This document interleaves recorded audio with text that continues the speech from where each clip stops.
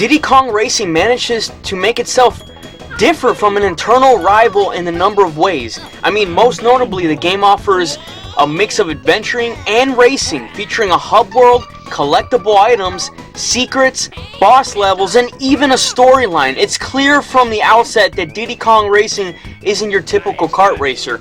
Much like Power Stars granted Mario the ability to explore further into Peach's Castle and Mario 64, Diddy Kong Racing offers golden balloons, allows you to venture further into the island from different areas. This is the turn that allows you to enter into an increasingly more difficult and varied series of races, which is incredible, along with the odd boss encounter along the way, while simply winning races isn't too difficult, especially to begin with.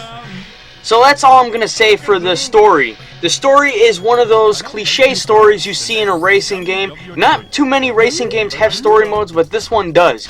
You get to choose who you want to progress through the story. Diddy, even Conker. This is Conker's first debut in this game, and Banjo-Kazooie as well. I'm really excited to get into this review with you guys and see what I think of Diddy Kong Racing for the classic Nintendo 64. So let's find out what I think.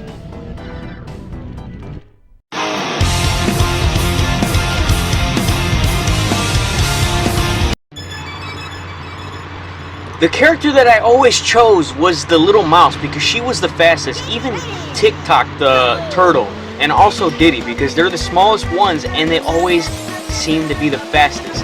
Finally, if all that isn't enough, anyone skilled enough to completely finish the adventure mode will unlock Adventure 2. Yes, there is an Adventure 2, which reverses the tracks and places the silver coins in even more positions. As a result of these challenges, it won't take long for more impatient gamers to start turning the air at a lovely shade of blue. Some also find it hard to shake the sense that collecting comes first and racing second. Computer racers never seem different from their set route around the track, and the only thing that makes racing against them difficult is going out of your way to collect silver coins. So yes, look out for that. Beyond the challenging single-player quest is a range of multiplayer, and this is where it gets fun. So many options are available.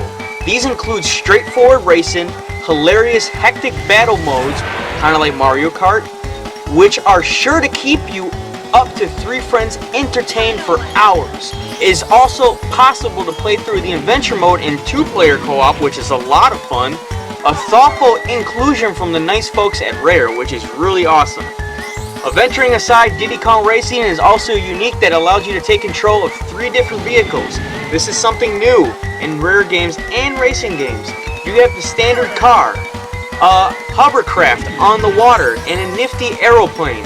Handling spot on as each of the vehicles has its own individual feel and distinctive traits, which is freaking fantastic. The decision to include 3 different types of crafts lend a nice level and variety to the game, as it means that diverse terrains of land, water, and air are all available for some racing action. Rare took advantage of these opportunities, which is really something that is cool, as the courses on offer as well designed, featuring colorful backdrops and a nice scenery. So you're gonna have a lot of fun. Also, there is items to collect and golden bananas. You can use these items to attack an opponent from making you come into 5th or 4th place or even 8th place. It's kind of like Mario Kart. Think of Mario Kart throwing items at people and slowing them down. This is what it is. You have a rocket, you have a boost that will let you speed up, and you also have a second option. If you keep passing the same items, you'll advance that item. So let's say you have 1 boost. You keep passing the 2 blue balloons, you'll be able to go 3 boosts, so it'll make you go super fast. But that's all for the gameplay. It's very simple, and you just follow the story and the tracks. The tracks are a lot of fun, and I'll get more into that.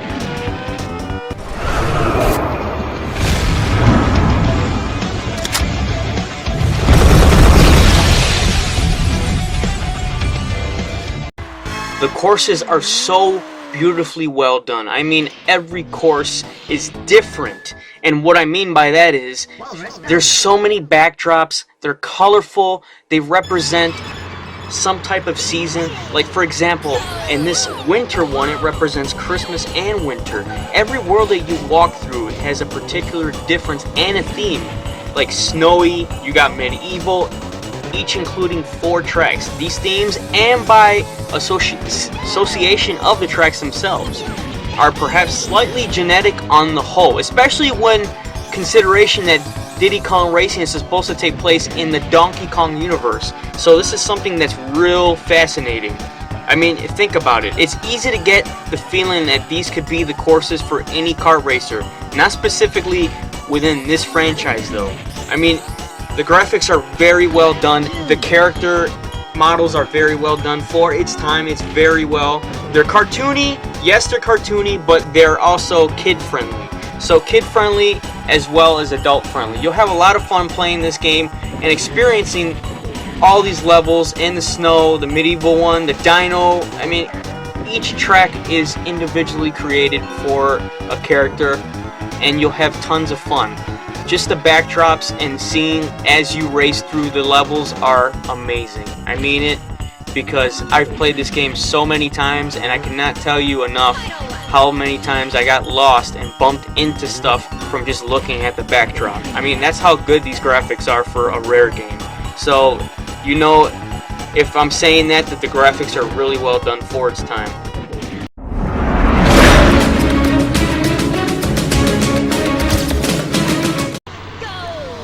Visually, Diddy Kong Racing is an incredibly vibrant and captivating game, typically of the early N64 era. I mean, it's so brilliant, bright, and colorful, it's doubtful you'll ever notice that. The soundtrack, composed by Dave Weiss of Donkey Kong Country, is catchy, upbeat, and everything you would expect from a Rare title, fitting the spirit and atmosphere of the game perfectly.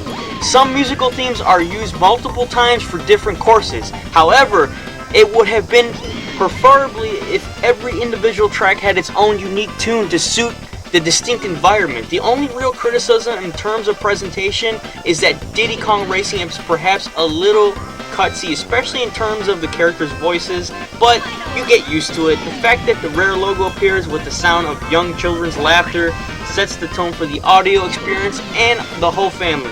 Conclusion, well, Diddy Kong Racing for the N64 is a prime example of why gamers should never judge a title by its cover, and it's true.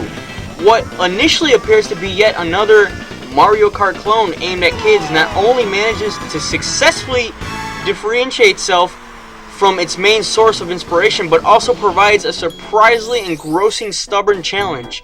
Make no mistake about it, the game requires genuine skill. There are few forgettable characters, and the environments are perhaps somewhat generic, but Diddy Kong Racing still comes highly recommended. The only bad thing is, I didn't want to put this game down. I still want to play it. I give this game a 10 out of 10. Just like Mario Kart, it's fantastic for the kids, fantastic for adults. With that being said, this is my review of Diddy Kong Racing. Hoo-ha! Yeah, I just can't believe I did that. But, 10 out of 10. Thank you gamers, Merry Christmas, and I'll be back with another review in 2 days. Thank you for watching, comment, rate, subscribe, and take care.